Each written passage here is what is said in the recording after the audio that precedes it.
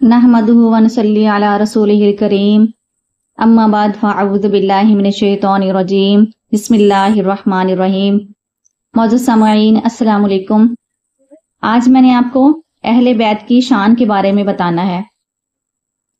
नबी करीम सल्लल्लाहु अलैहि वसल्लम ने इरशाद फरमाया, लोगों मैं दुनिया से जाऊंगा, तुम लोगों के पास दो चीजें छोड़ के जाऊंगा, एक कुरान और दूसरा अहले बैत। फरमाया जो इन दोनों चीजों के साथ जुड़ा रहेगा वो कभी गुमराह नहीं होगा, कुरान के साथ और अहले बैत के साथ।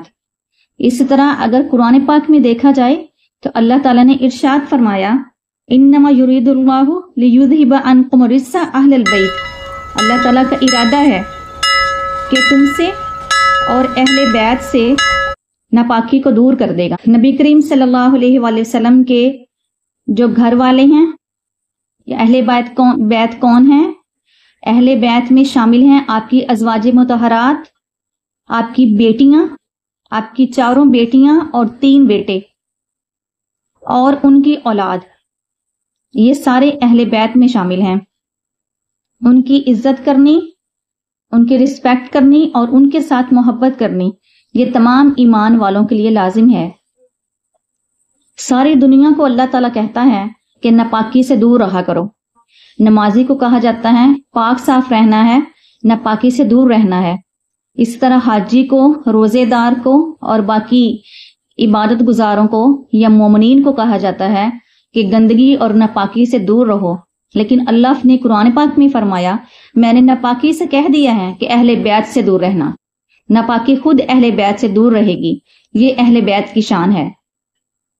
अल्लाह ताला ने अज़वाजे मुतहरात को उम्महातुल मोमिनीन बनाकर उनको शान अता फरमाई और नबी करीम सल्लल्लाहु अलैहि वसल्लम की बीवियों से कह दिया, लस्तुन्ना का हदिम मिनन निसा, तुम बाकी औरतों की तरह नहीं हो। पूरी दुनिया की औरतें एक तरफ, मेरे नबी की बीवियां एक तरफ। इसी तरह आपकी बेटियां हैं या आपके बेटे हैं और आगे उनकी औलाद है, वो सारी की सारी मुअज़्ज़ज़ मुक़र्रबीन हैं। लेकिन आपकी बाकी बेटियां जो हैं उनकी अव्वल तो औलाद नहीं थी या बचपन में फौत हो गए। आपकी एक नवासी हजरत उमामा थी जिनकी औलाद नहीं हुई थी, शादी उनकी हुई थी हजरत उमर फारूक रज़ियल्लाहु तआला अन्हु के साथ, लेकिन उनमें से औलाद नहीं हुई थी। औलाद हुई है सिर्फ हजरत फातिमा ज़हरा रज़ियल्लाहु तआला अन्हा की और उनके बेटे हजरत इमाम हसन और इमाम हुसैन रज़ियल्लाहु तआला अन्हु, और उनकी आगे जो औलाद है वो सारी अहले बैत में शामिल है। नबी करीम सल्लल्लाहु अलैहि वसल्लम की जब ड्यूटी लगाई अल्लाह ताला ने, 7 बरआज़मों की हदायत जो है रसूलुल्लाह सल्लल्लाहु अलैहि वसल्लम के जिम्मे थी। अल्लाह ताला की तौहीद बतानी है, लोगों को मुख्तलिफ खुदाओं से हटा के उनको समझाना है, एक अल्लाह की तरफ बुलाना है। मेरे नबी की 11 बीवियां भी हैं, जंगों का तरीका भी मेरे नबी सिखा रहे हैं, बाकी जो दीन के अमूर हैं वो सिखा रहे हैं, कुरान भी समझाना है। वो सारी जिम्मेदारियां अल्लाह ताला ने कहा, ये जो ड्यूटियां तुम्हारी लगाई हुई हैं, आप ये ड्यूटियां निभाएं। आपके अहले बैत की हिफाजत करना, उनसे नापाकी और गंदगियों को दूर करना मेरा जिम्मा है। क्योंकि अल्लाह ताला ने इरशाद फरमाया, मन कान लिल्लाही कान अल्लाहु लहू, जो अल्लाह का होता है तो फिर अल्लाह उसका हो जाया करता है। जब रसूलुल्लाह सल्लल्लाहु अलैहि वसल्लम अल्लाह ताला के फरमान पूरा करने में दिन रात कोशिश थे तो अल्लाह ताला ने भी अहले बैत की बहुत हिफाजत फरमाई। हजरत इमाम हसन और इमाम हुसैन का तो सबको पता ही है कि रसूलुल्लाह सल्लल्लाहु अलैहि वसल्लम को उनके साथ बहुत ज्यादा मोहब्बत थी। हजरत इमाम हसन रज़ियल्लाहु तआला अन्हु को शबीह मुस्तफ़ा सल्लल्लाहु अलैहि वसल्लम भी कहा जाता है। हजरत इमाम हसन रज़ियल्लाहु तआला अन्हु रसूल करीम सल्लल्लाहु अलैहि वसल्लम के साथ उनकी बहुत ज्यादा शक्ल मिलती थी, इसीलिए हजरत अबू बकर सदीक रज़ियल्लाहु तआला अन्हु हजरत इमाम हसन को देख के फरमाया करते थे, बेटा तो अली का है लेकिन लगता ऐसे है जैसे मुस्तफ़ा का बेटा हो। इसी तरह कुरान पाक ने भी फैसला किया कि आप रसूल करीम सल्लल्लाहु अलैहि वसल्लम से कहा कि आप इनको कह दीजिए, यहूदियों के बारे में था कि आप इनको कह दीजिए कि मैं अपने बेटों को लेके आता हूँ, तुम लोग अपने बेटों को लेके आओ। इस आयत को आयत मुबाहला कहा जाता है। जब आयत मुबाहला नाजिल हुई तो उसमें अल्लाह ने इरशाद फरमा दिया کہ یہودیوں سے کہہ دیجئے آپ اپنے بیٹوں کو لے آؤ، میں اپنے بیٹوں کو لے آتا ہوں، تم لوگ اپنی عورتوں کو لے آؤ، میں اپنی عورتوں کو لے آتا ہوں، تم خود بھی آ جانا، میں بھی آ جاؤں گا، اور سب مل کے ایک میدان میں اکٹھے ہوں گے اور پھر دعا کریں گے، تم لوگ بھی کرنا میں بھی کروں گا کہ اللہ تعالیٰ یہ دو گروپ تمہارے سامنے کھڑے ہیں، ہم دونوں میں سے جو جھوٹا ہے اس پہ لعنت کر دے۔ نبی کریم صلی اللہ علیہ وآلہ وسلم کو دیکھا گیا کہ رسول اللہ صلی اللہ علیہ وآلہ وسلم چل رہے تھے اور آپ نے حضرت امام حسین کو اٹھایا ہوا تھا اور حضرت امام حسن رضی اللہ تعالیٰ عنہ آپ کی انگلی پکڑ کے چل رہے تھے۔ آپ کے پیچھے حضرت فاطمہ الزہرا رضی اللہ تعالیٰ عنہ تھی اور حضرت فاطمہ الزہرا رضی اللہ تعالیٰ عنہ کے پیچھے حضرت علی آ رہے تھے۔ یہی اہل بیت ہیں اور آگے ان کی جو اولاد ہے وہ بھی اہل بیت ہیں، اور رسول اللہ صلی اللہ علیہ وآلہ وسلم کی تمام ازواج جو ہیں اور باقی بیٹیاں یا چھوٹے بیٹے چاہے وہ بچپن میں فوت ہو گئے وہ سارے اہل بیت میں شامل ہوتے ہیں۔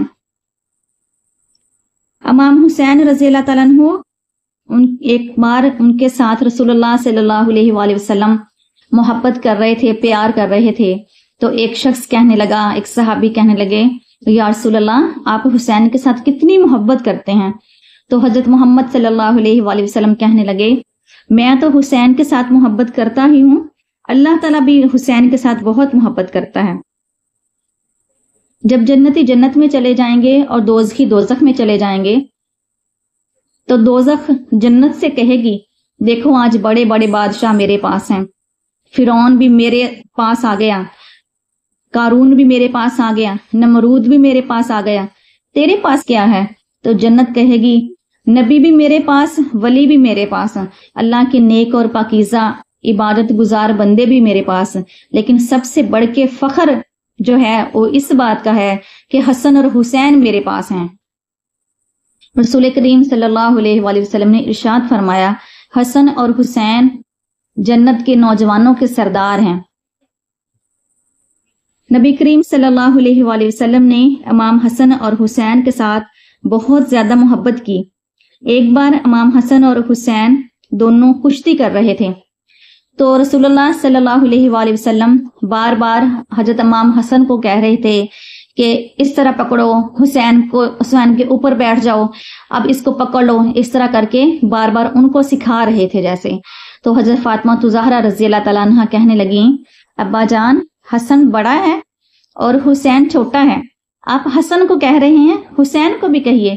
تو رسول اللہ صلی اللہ علیہ وآلہ وسلم نے ارشاد فرمایا کہ حسین کو جبریل کہہ رہے ہیں کہ حسن کو پکڑ لیجئے، اب آپ حسن کو گرا دیجئے۔ کہنے لگے کہ حسن کی حوصلہ میں بڑھا رہا ہوں، حسین کا حوصلہ تو جبریل بڑھا رہے ہیں۔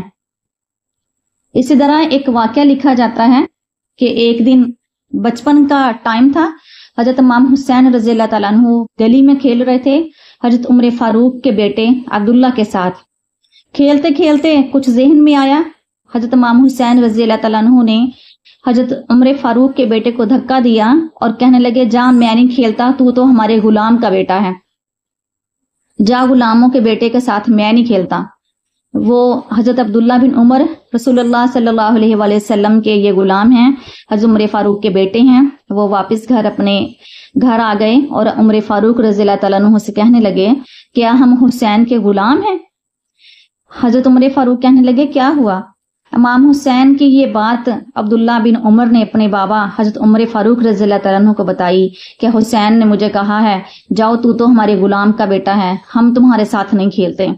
حضرت عمر فاروق کہنے لگے کیا سچ مچ ایسے ہی کہا؟ کہنے لگے جی ہاں سچ مچ ایسے ہی کہا ہے۔ حضرت عمر